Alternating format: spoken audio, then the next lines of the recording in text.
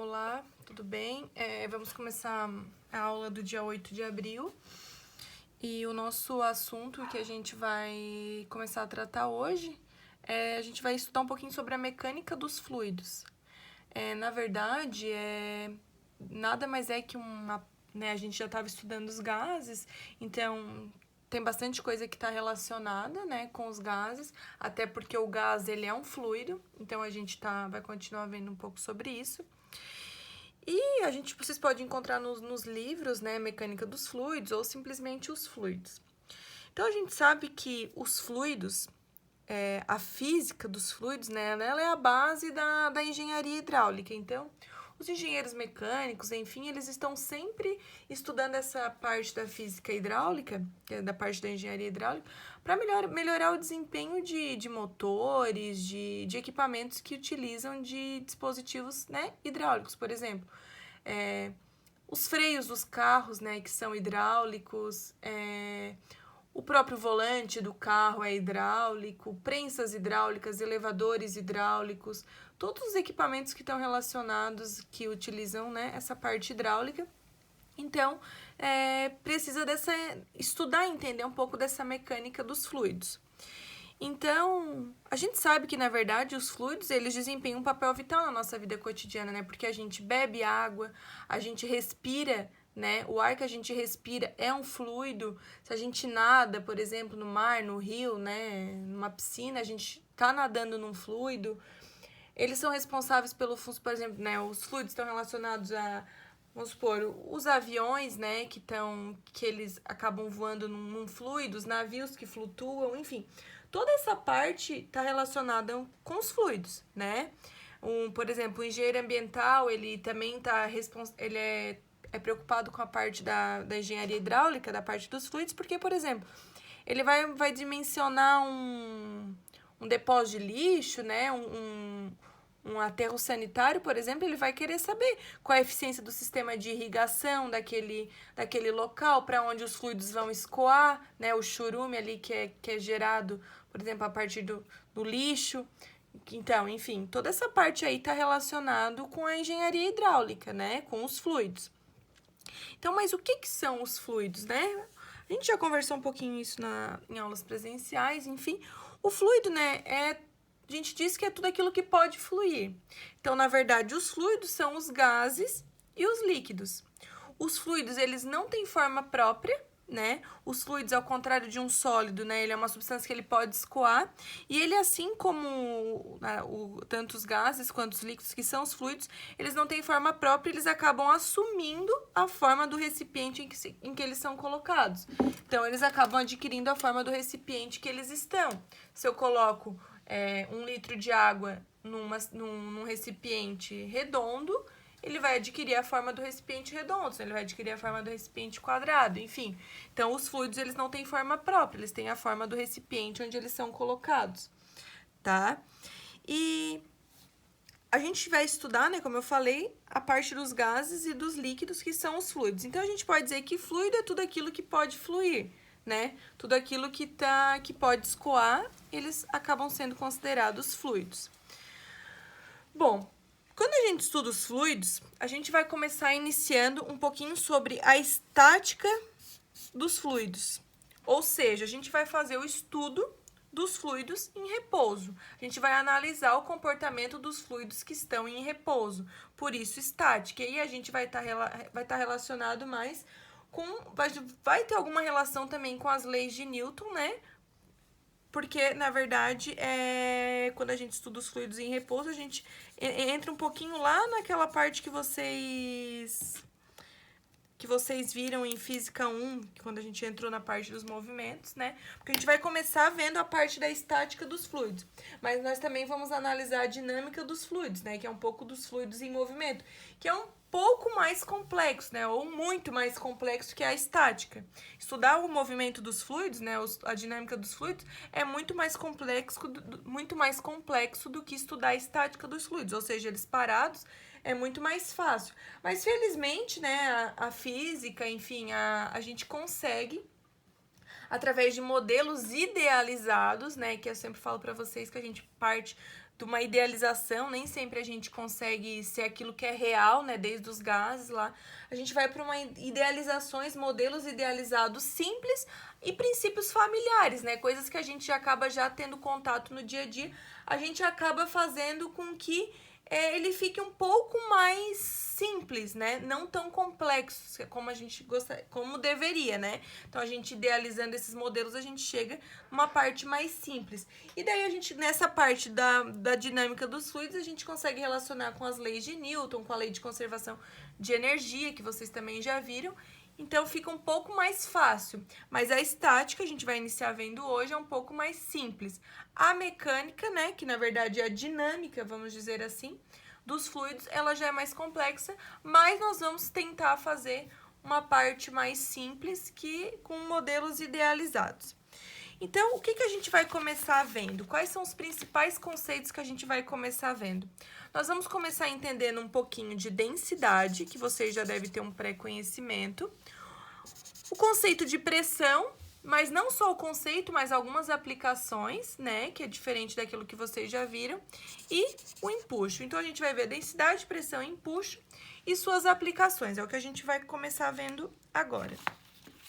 Vocês já né, em alguma parte aí do conhecimento, desde que vocês entraram na engenharia, vocês já tiveram contato com algum desses conceitos, né? Pressão a gente já começou a ver alguma coisa, densidade vocês viram em química geral, e o empuxo, talvez vocês não viram agora aqui em física, na faculdade, mas vocês já tiveram alguma vez, né, alguma associação com esse conceito lá né, quando vocês fizeram ensino médio, enfim, ou até em situações cotidianas, talvez vocês já tenham esse conhecimento um pouco. É uma aplicação bem prática, mas talvez não esteja tão... está presente no nosso dia, mas às vezes a gente não sabe como, né, de que forma que ela se apresenta. Então, nós vamos começar vendo hoje o conceito de densidade ou massa específica. Alguns livros trazem como densidade, principalmente na química.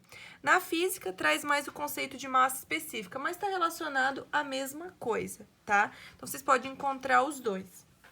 Bom, o que seria a densidade? Então, a densidade de um material ou a massa específica de um material é uma propriedade bem importante, porque nada mais é que a relação da massa por volume. Ou seja, um material homogêneo, por exemplo, como gelo ou ferro, ele vai possuir a mesma densidade em todas as suas partes. Então, a gente vai representar a densidade pela letra grega que a gente chama de ρ, tá? E densidade nada mais é que a relação de massa sobre volume. A gente sabe que a densidade da água, por exemplo, é 1 grama por centímetro cúbico, ou seja, em 1 centímetro cúbico eu tenho 1 grama de água, ou então eu posso dizer que também a densidade da água é 1000 quilogramas por metro cúbico, ou seja, em 1 metro cúbico eu tenho 1000 quilogramas de água. Isso aqui é para água, tá? A água, eu posso dizer sempre que a água, se eu colocar 1 quilograma de água, aliás, se eu colocar 1 litro de água em cima da balança, ela vai medir 1 quilograma de água.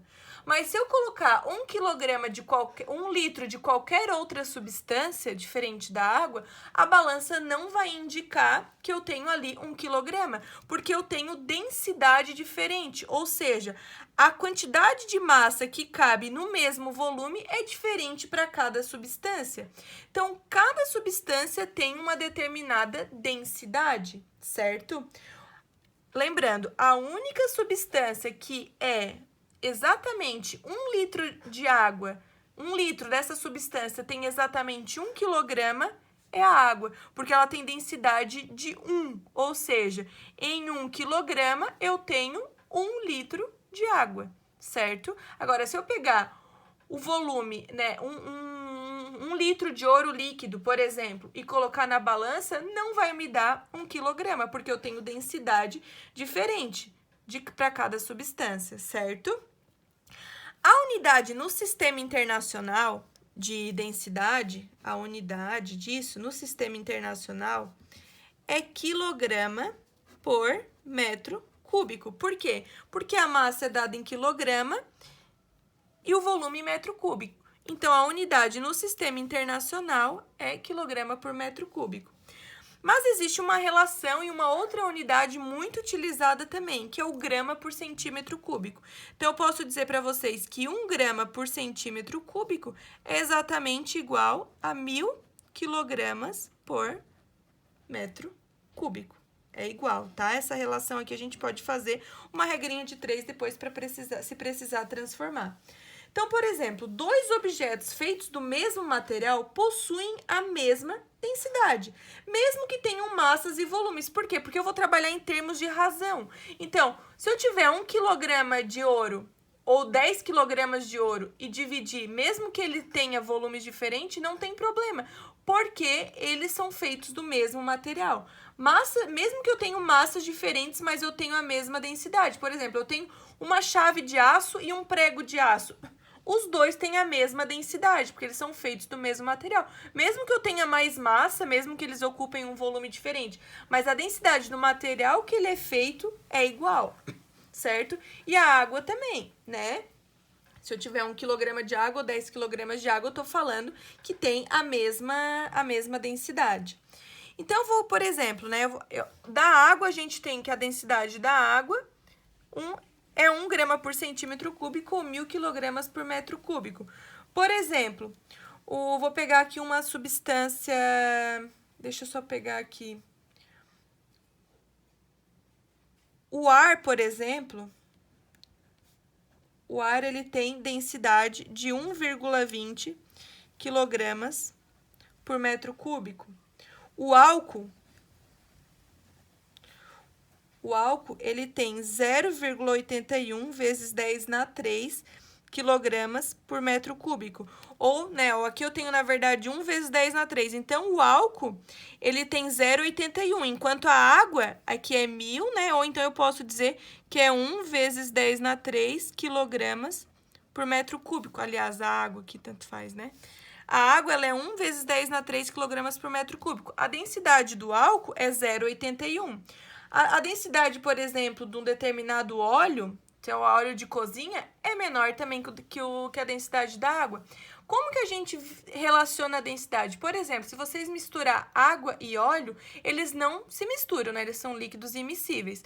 Só que o óleo vai ficar em cima. Por quê? Porque ele tem uma densidade menor. Ou seja, mesmo que eu coloque a mesma quantidade de água e a mesma quantidade de óleo, ele vai ficar em cima. Por quê? Porque ele é menos denso. Menos denso, mais leve. Mais leve tem a tendência a ficar em cima, né? Então, quanto menor a densidade do líquido, por exemplo, se eles não são immiscíveis, ele vai ficar em cima porque ele é mais leve. Então, quando vocês misturam água e óleo, o óleo ele fica em cima, óleo de cozinha, né? No caso eu tô falando, ele fica em cima justamente porque ele tem uma densidade menor que a da água, certo? Então, aqui tem o álcool, o concreto, por exemplo. O concreto, ele tem a densidade de 2 vezes 10 na 3 quilogramas por metro cúbico. Então, ele tem a densidade, é o dobro da densidade da água. Deixa eu pegar a prata. A prata é 10,5 vezes 10 na 3 quilogramas por metro cúbico. O ouro é 19,3 vezes 10 na 3 quilogramas por metro cúbico. E assim tem várias substâncias. Cada substância tem uma determinada densidade, ou seja, cada substância tem uma determinada massa específica, e isso nada mais é que a relação de massa por unidade de volume, certo? Então, quanto maior a densidade, né, significa que eu consigo concentrar no mesmo tamanho de volume uma maior quantidade de massa, certo?